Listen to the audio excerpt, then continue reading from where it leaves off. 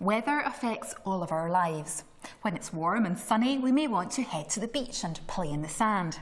When it's wet and windy, we may need to wear our waterproof jackets and use umbrellas.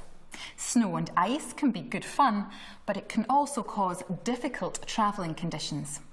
By predicting the weather in advance, we can make people's lives easier and safer by helping them decide what to wear, what to do, and how to travel safely.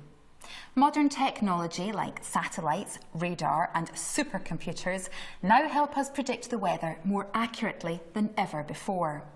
The National Organisation for Measuring Weather in Britain, the UK Met Office, has one of the largest supercomputers in the world. This supercomputer, however, can't predict weather on its own. Before it can make its highly detailed forecasts, it needs to be fed lots of data in the form of real weather observations from thousands of locations around Britain and across the world. So before we can predict the weather, we need to learn how to measure weather. The Met Office supercomputer relies on weather measurements taken in hundreds of locations around Britain, some from automatic weather stations, others taken by amateur volunteers. I'm here at Milton of Buchanan by the banks of Loch Lomond to visit Buchanan Primary School, where they record their own local weather using their very own weather station. I can't wait to meet them and find out more about it. Hello there, you look busy. Is this your weather station? Yes, but this is only part of it. This is the bucket that measures the rainfall, and the cups up here are the anemometer. They measure the wind speed, and the wind vane up at the top measures the wind direction. And there's also little digital detectors that are too small to see.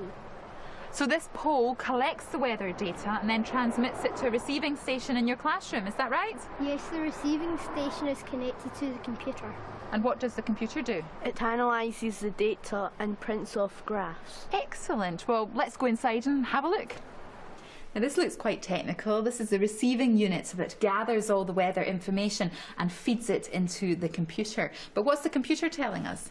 The computer's telling us the wind direction is pointing it south, and the wind speed is telling us that it's very light wind. And the daily rain, the monthly rain, and the yearly rain. It also tells us the temperature and humidity, and the pressure reading. Okay, well that's exactly the sort of weather measurements that we need to feed into our Met Office supercomputer that helps us to predict what the weather is going to be like. Now at your school you've quite a high-tech weather station that measures and collects the weather, but I see you've brought in some traditional weather instruments that other schools might have to measure the weather. Can you tell me something about them? This is a thermometer and it measures temperature. This is a barometer and it measures pressure. This is a rain gauge that measures how much rain has fallen. This is an instrument that measures how much wind there is. So you work hard collecting and analysing all these weather measurements. Then what do you do with them? Well, they go into the local paper and to the local golf club and local farmers because they're interested. So Buchanan Primary School really know how to measure weather, and they're learning lots of other skills along the way. They're sharing their weather information with the local community and globally through the internet. Local weather recording such as this is an essential part of predicting the weather here in Britain and around the world, helping people travel safely, make the right decisions and keeping the country on the move. Now I wonder what the weather's going to be like for my drive home. I think I better go back inside and find out.